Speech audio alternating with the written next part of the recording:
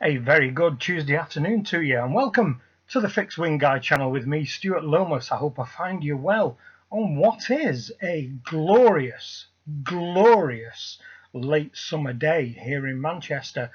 Temperatures probably higher than we've had throughout the whole of summer, so not a bad day at all. It's actually been a sunglasses day today, so I nearly put them on. I thought I'd give you a clue what the weather was like, but thought better of it. Anyway, what I want to talk about today is only a short one, really, because it's a reply to my friend across the pond, Brett, who decided late on last night, I think it was, that he would have a little rant. So he went down to his garage and got into his little car and decided to give out quite merrily, talking about how crazy conspiracy theorists can get, and voiced a couple of channels that he's been watching. One that extols that the moon is actually not real at all, that it's a projection, and has been a projection for all the millennia that it's been visible from the surface of the earth, and the other one from a different channel basically saying that the world is actually flat. Now, I don't know whether elsewhere in the world you use this as an insult to people who are shallow of thought. The Flat Earth Society, you say here in Britain, we say that they are a member of the Flat Earth Society. They're not able to stretch their minds to take on board that the globe is floating in space and we all live upon it.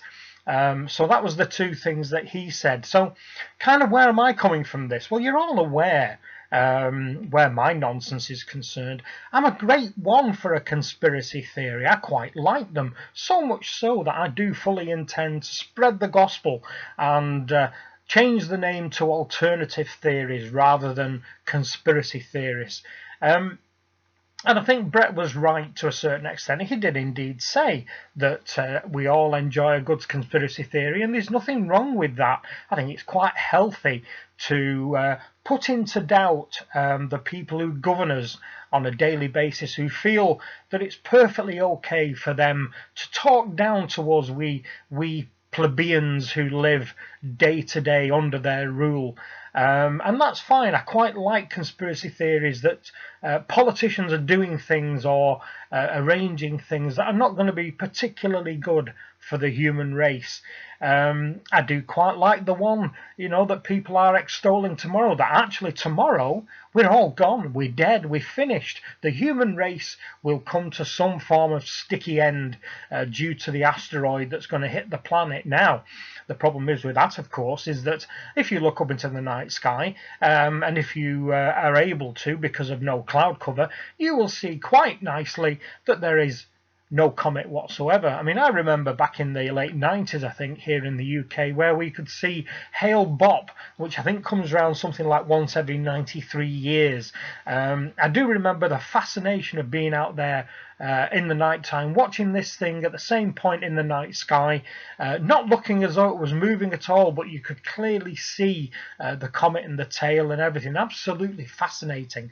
So if we were about to be destroyed tomorrow, as a lot of people think, we would by now be seeing something hurtling towards us, or maybe not, in the sky and during the night time. So I can think and probably safely forecast that I will be here this time tomorrow. And if I don't make a video tomorrow, maybe the comet has hit Great Britain and I'm no longer around.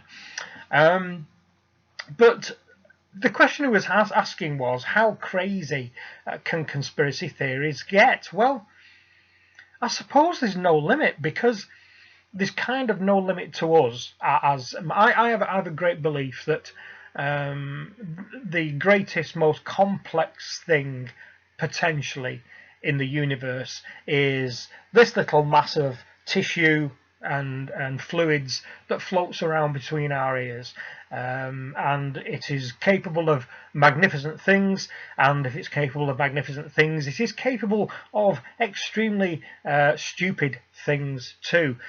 So regarding how out there conspiracy theorists can be, I don't believe there's a limit. You will always find people who will have an opinion that certain things that seem perfectly logical to you and I are not perfectly logical to them, and they feel that they have constructed adequate proof to convince both you and I that they're correct.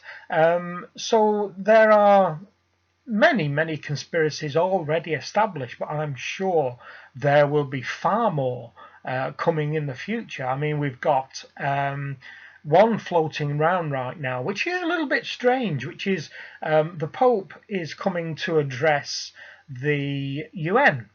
Now, the conspiracy theorists, or the alternative theorists as I like to call them, are now saying that because it's never been done before, that this must indicate some form of massive seed change within the human race. And what he is actually going to do, it is all start of the introduction of the new world order, of the new one world government, and of course from that is the new one world currency, the new one world army, and the new one world government to give out all the rules and regulations to control people like you and me. Now, I do find it quite interesting that the Pope is coming along to the UN. It will be quite interesting to see what he has to say. And I believe he's also addressing the Senate in the US, actually at the White House.